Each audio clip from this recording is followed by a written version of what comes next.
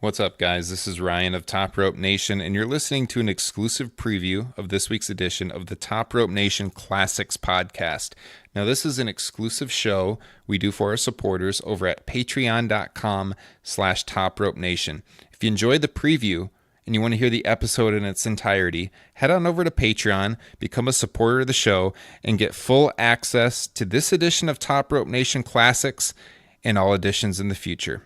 We hope you enjoy this special free preview, and we'll be seeing you over at patreon.com/Top Rope Nation.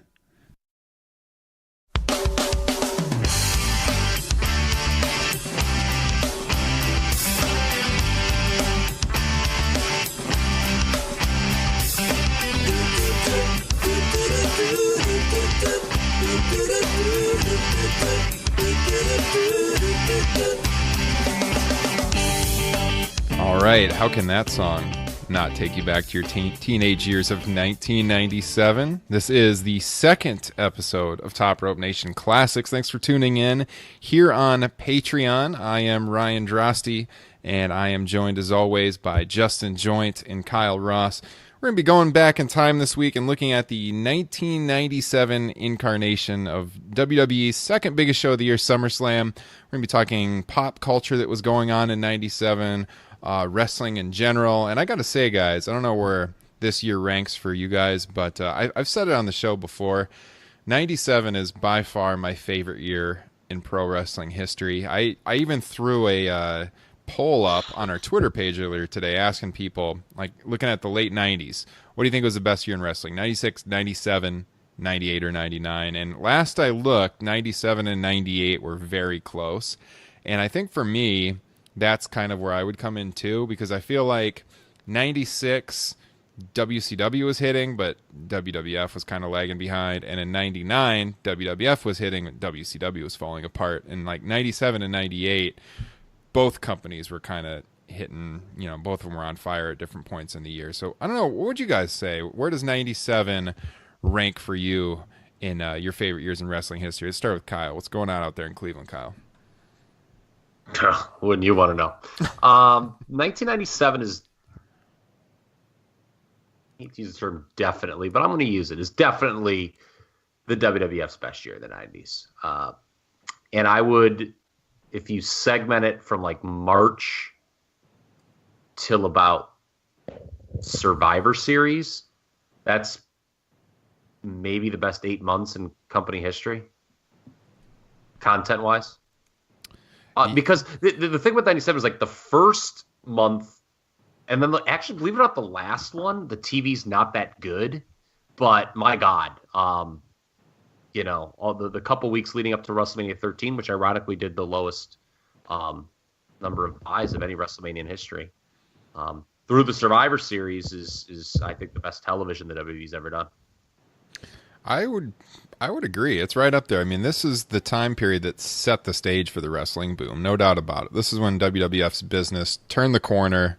It was on fire. Like, the reason I like it so much is just the summer of 97 was insane. And we're going to talk about the USA, Canada stuff that was going on, but like the scheduling and how they were going back and forth between the US and Canada and Raw seemingly every other week. Fans were so into it. Just some of the hottest crowds I can remember watching pro wrestling.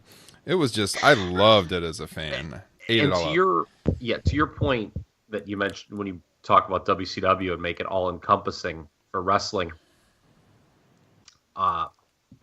this period in particular that we're going to talk about, like the summer of 97, is probably the height of me flipping back and forth between USA and TNT on Monday night. Oh yeah, where I just like didn't want to miss anything. You were right. In 96, I was more WCW. I know it's ironic. This time period is actually when, according to the metrics, WCW was furthest ahead of WWF. But creatively, I think, when you look back, WWF was actually better.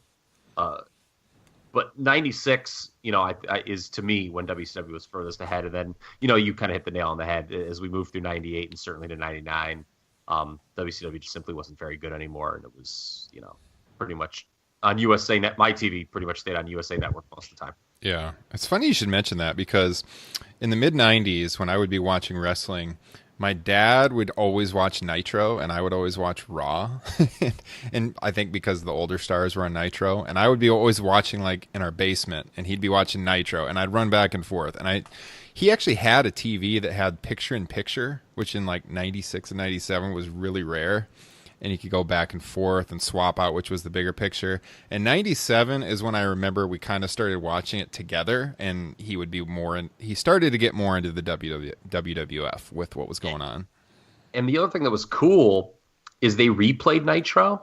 Oh yeah, on TNT like 11. And in the summer, like I would actually, I'd be like, yeah, you know what? I'll watch Raw more often because I can always catch the Nitro replay. But good times in wrestling. Oh yeah. Justin, what do you think? Where's this time period rank for you? It's got to be top 3. I don't know what my third one would be, but I'd also have to put 1991 in there because my dad had a giant satellite in his that he had installed in his backyard, and like I could move it and find a perfect station where I'd be able to get all the pay-per-views for free, which was amazing. And you guys talking about how you'd watch Raw and Nitro at the same time. I actually had 2 TVs because I lived in a basement with 2 buddies actually who lived with me because they came from bad homes, and my mom's a saint and took them in. So we had 2 TVs like basically on opposite sides of the wall, and so we'd have both of those going for one on Raw, one on Nitro every Monday night. Not to quote Katy Perry, but man, that sounds like a teenage dream right there. Oh, dude, it was I the best. love that. Oh yeah, and then we'd wrestle.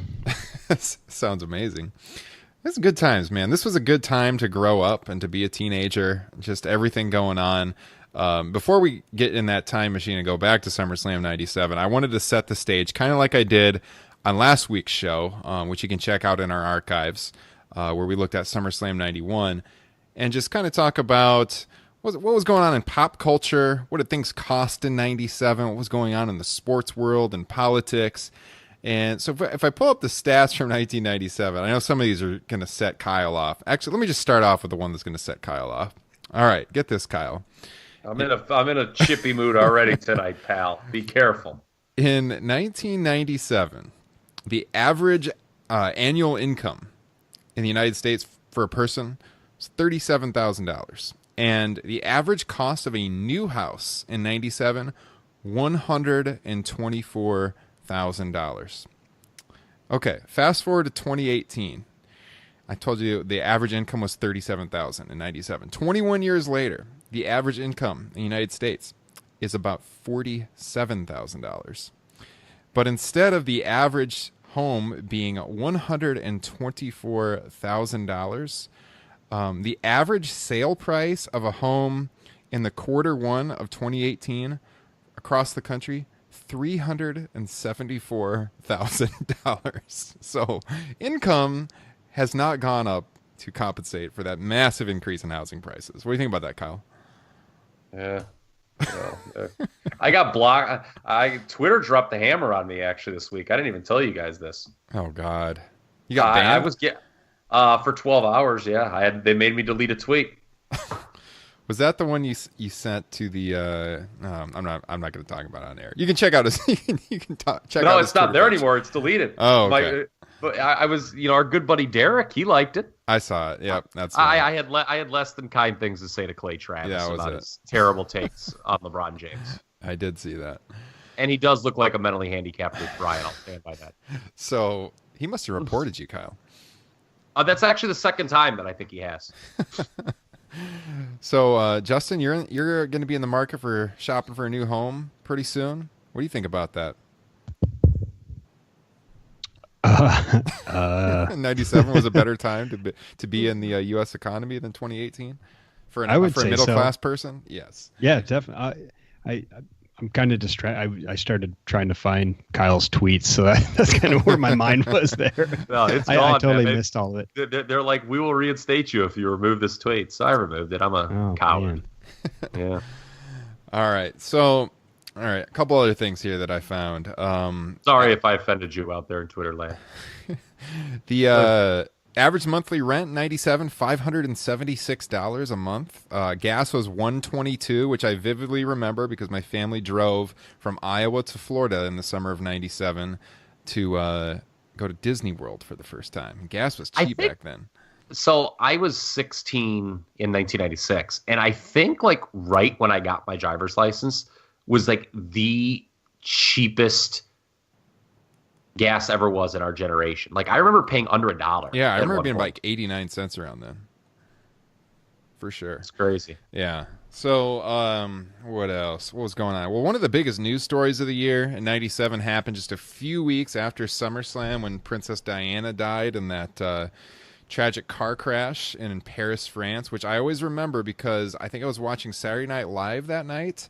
And they broke in with like breaking news, and the way it broke in, it seemed like it was like it was a skit or something, because SNL had like just started, if I remember right, and then they broke in with that. But yeah, due to the time difference, this was like 10:30 p.m. Central Time, and she was over in Paris. So that was a tragic time, obviously. I was at an Applebee's when I learned about that. Yeah. It's memorable though. Like you can remember where you were when it happened. So that was one of the big events of the year.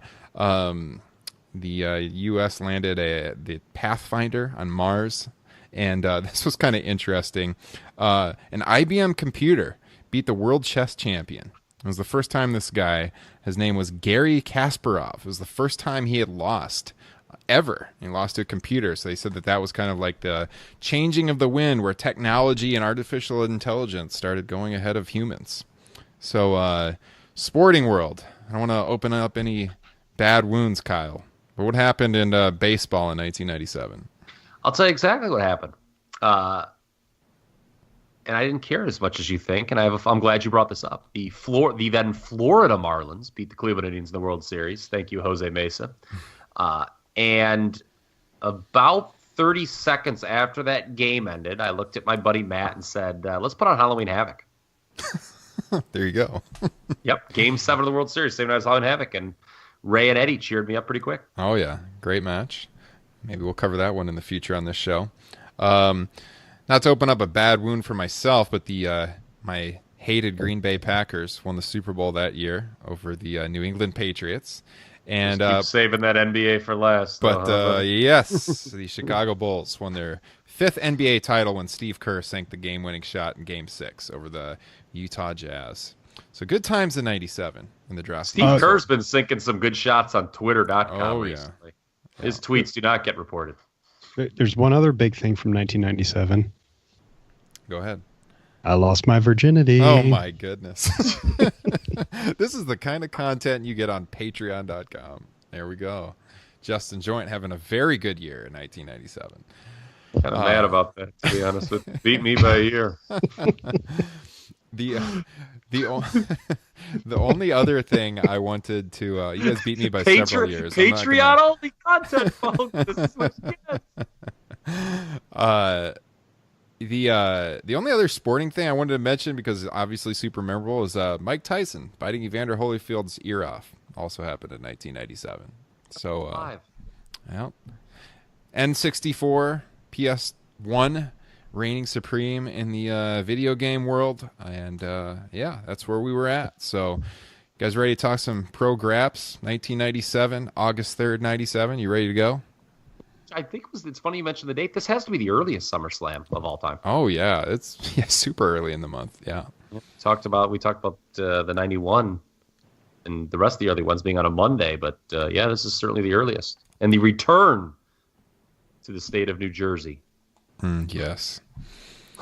All right. We'll get into it. Okay, let's get in the time machine. We're heading back. 1997 on the horizon.